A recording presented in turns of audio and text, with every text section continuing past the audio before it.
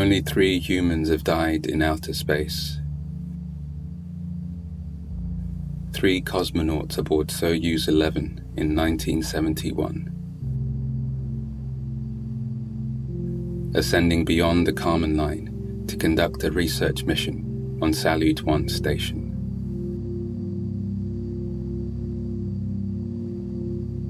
Georgy Dobrovolsky, Vladislav Volkov, and Viktor Batsayev. Cause of death, suffocation. An automated touchdown system safely conveys the bodies back to terra firma, still warm. The recovery team opens the hatch to birth the ascended from their artificial womb. 3 bodies are laid bare, motionless, faces a patchwork of dark blue, eardrums burst and dripping red. Dead in space's vacuum 30 minutes before touching down. Explosive decompression due to the opening of an air vent during the orbital and descent module separation. The dead are interred at the Kremlin Wall necropolis, buried with full honors, along with the renown of this most uncommon death in space's vacuum.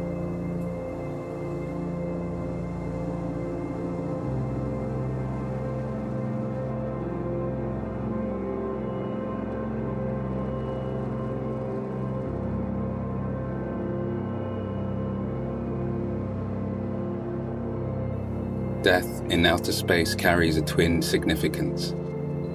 To die above the Kármán line is to confront 2 shared unknowns: the limit of the human in terms of its finitude, and planetary limits in the extension of outer space. These are epistemological boundaries delimiting what we can know and what we can do.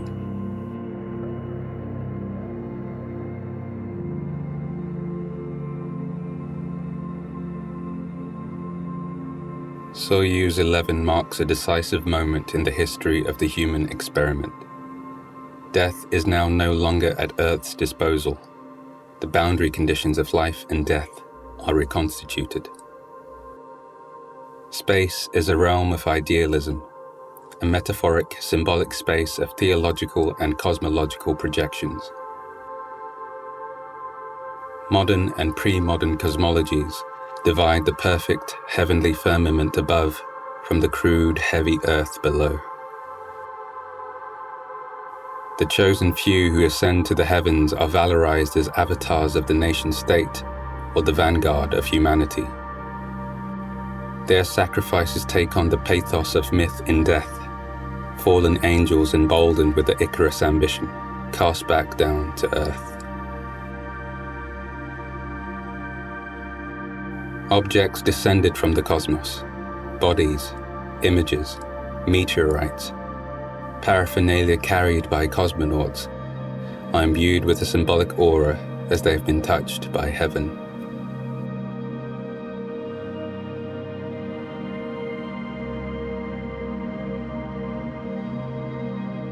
Today, this sacralized image of space continues to organize the secular imagination. An extraplanetary funeral service industry, raising ashes of the dead to the skies or scattering them in outer space, continues to grow. The transcendental impulse animating outer space consists in an unyielding tension, a short circuit between tech utopian modernity and pre-modern spirituality. Despite framing our cosmological horizons, our projections of death in outer space often build on false premises. Human spaceflight's charismatic failures obscure the fact that in the 50 years since the Soyuz 11 tragedy, no cosmonauts have been lost in flight. More have perished training in preparation for spaceflight than have died in space. In-flight fatalities currently stand at 19 dead. 4 cosmonauts,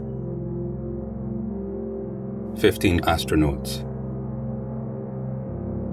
The statistical fatality rate is 3.2%. Today, Space is now being framed on our behalf as a moratorium on exit or no exit, where what is at stake for life must be decided up there or down here. We reject these framings of terrestrial enclosure versus extraplanetary destiny. This is a false dichotomy.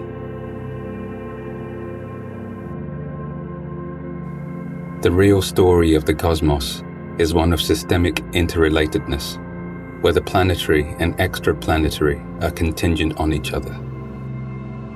The ordered and systemic definition of the cosmos is then animated by entropy, the increase of disorder in the system. Addressing Nekros as a form of entropic breakdown reveals the finitude of systems as an intentional part of the ordered design of the cosmos itself. To turn space and death into a property of entropy and systems, rather than the anthropocentric and sacred, is to revise old idealisms through a systemic view of life and death. Kosmos Nekros returns outer space to what is most pragmatic and essential: how to live and how to die.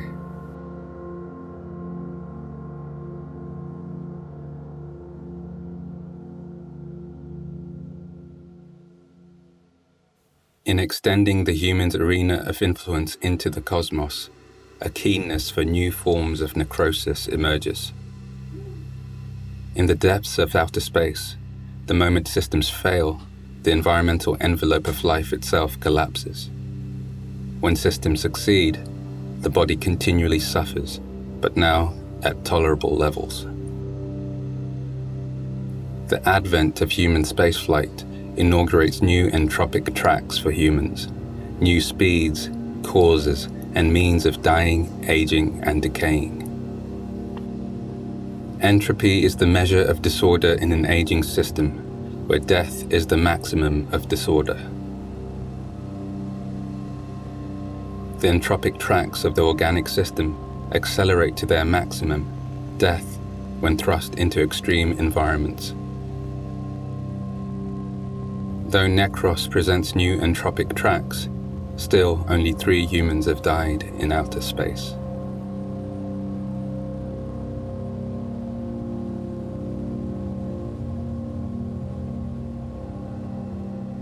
Non-human lives have largely borne the cost of testing the upper bound limits of life in the cosmos. When animals were launched into space, in the primitive days of spaceflight, re-entry procedures were often an afterthought, or a poorly planned failure. Shuttles carrying surrogate cosmonauts into space were regularly lost. No plan for retrieval, no design for death.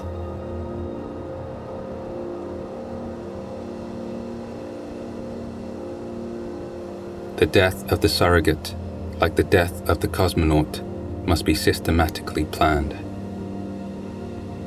In the case of orbital satellites, death must be designed into the operational life cycle in the form of an end-state protocol. For proper disposal, a satellite must reserve fuel to draw itself into Earth's atmosphere, or push itself deeper out into a graveyard orbit, where it will remain for thousands of years. Human spaceflight teaches us to factor the end state into the design of the system, just as the need to design against necrosis in space inaugurates a new systems thinking.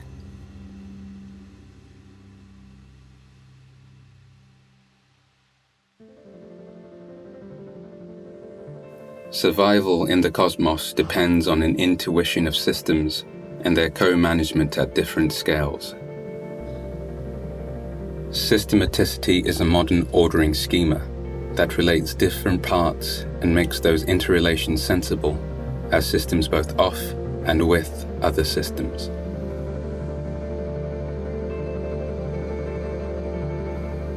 This is key to govern space's environment of risks and compose an artificial envelope of life in uninhabitable zones. No action or decision concerning outer space can be taken without reference to technical systems. Space's systems are continuously scaling, from the suit, shuttle, station, settlement, all the way down to the ground, mission control, space analog environments, testing chambers. Systems also function as a relational technology for the production of new realities and new system subjectivities. The living and the non-living are configured in ways that activate new competing and generative ordering schemas of relational interdependence. Technical systems enable the human's temporary suspension outside of its planetary condition for the very first time.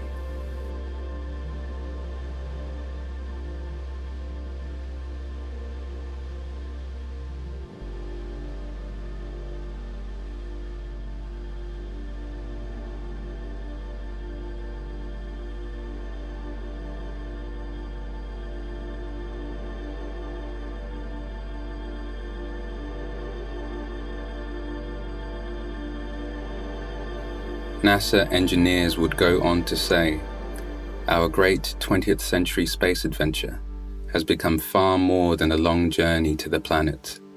It has become a journey into man.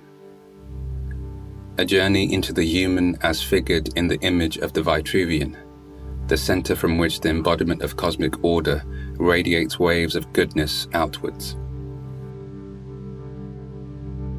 The Vitruvian is a false idol of human perfection, given the cosmonauts' dependence on life support systems that habilitate the human in a cosmos of risks. The cosmonaut is locked into a relation of interdependence through the cumulative umbilicals of shuttle, station, and ultimately, planet. The anti-Vitruvian action figure is the name of the human whose life is an exhaustive, round-the-clock form of rehabilitation, not the source and origin of biological perfection.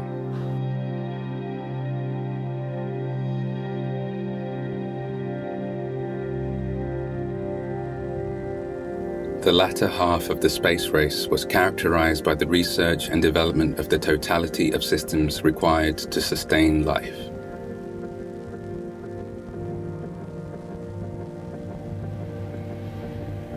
The achievement of this labor would be the manufacture of a complete biosphere, replicable off-world. NASA came to see the Vitruvian geometry instead as a combustion engine in regular exchange with the atmospheric flows of contiguous micro-environments. Management of these microenvironments of organic and inorganic life went hand in hand with the complex co-management of machinic and organic parts.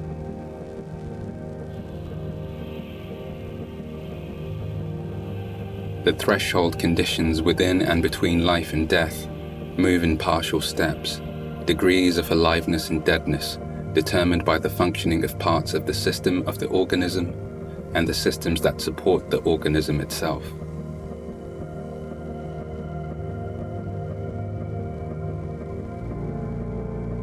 The system's view of life argues that systems are not what keeps life alive. Systems are the thing life is itself. In making this integrative and disintegrative model of life explicit, space systems cause a shift in the contemporary domain of design, control, and governance from a model of life itself to one of systemic life-environment relations.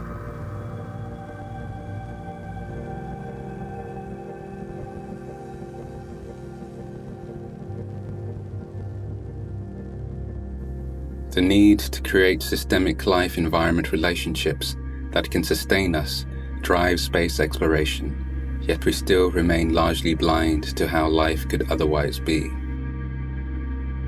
The anti-Vitruvian action figure sets in motion a change in the definition of life as an object of systemic life-environment relationships. This figure underlies the broader project of Kosmos Nekros, as a framework for the interrogation of different or emergent forms of life. Our conception of life in the known cosmos is grounded on the observable and measurable phenomena on our planet. The laws of the cosmos came to a unique point in producing life here on Earth, and our various extraterrestrial life chauvinisms demonstrate our biases towards this uniqueness. Since the discovery of the first extremophiles, organisms that thrive in extreme conditions beyond accepted parameters of life, the boundary conditions under which life can thrive have been pushed in every possible direction.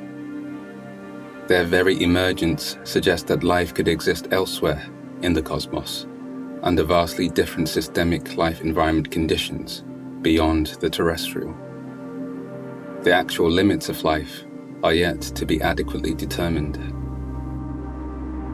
The re-evaluation of life systems through the field of astrobiology is as much about the generation of the extraterrestrial as it is about its discovery.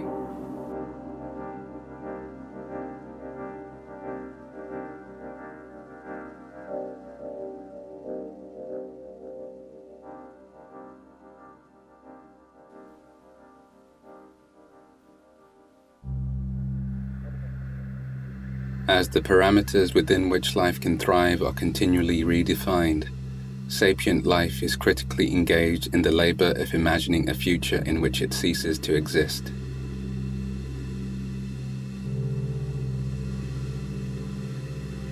No matter what our best efforts are, terrestrial habitability will end. Given the emergence of multiple existential risks, an intentional approach to the future of life must be considered. The blue marble does not represent a flourishing globe, but serves as an operational image through which we can track the necrotic condition of the planet. Every minute, we capture countless images to sense planetary health, diagnose non-linear effects of anthropogenic climate change, and prognose actions in response. The capture of planetary images works as a triage method derived from the planet's exposome. The exposome is the total accumulated environmental exposures, beneficial and detrimental, that predict the responses of the total organism to the total environment over time. From body to planet, Nekros scales throughout the cosmos in the form of entropy. Design's scale of response must therefore involve a total reckoning with death. This is necessary for life to adequately determine its boundaries, survive them, surpass them, and yield to them without delusion.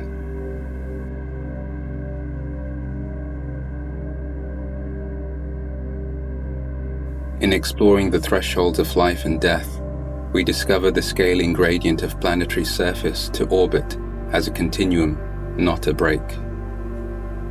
The two have always been part of a continuous system. There is no planetary exit or no exit, no gateway that separates the planetary from the extraplanetary. The only humans to have died in space were also the only spaceflight fatalities in which the bodies were recovered intact. The automated systems that recovered Soyuz 11 defined the image of the anti-Vitruvian and the design of death. The end-state protocol factors in life's ending, the obsolescence of systems, the systematized life and death of the cosmonaut, and the disintegration of the planet's system's integrity as grounds for a negentropic form of design. Such an embrace of Nekros, an awakening that keeps vigil over death, a conscience that looks death in the face, is another name for responsibility in the cosmos.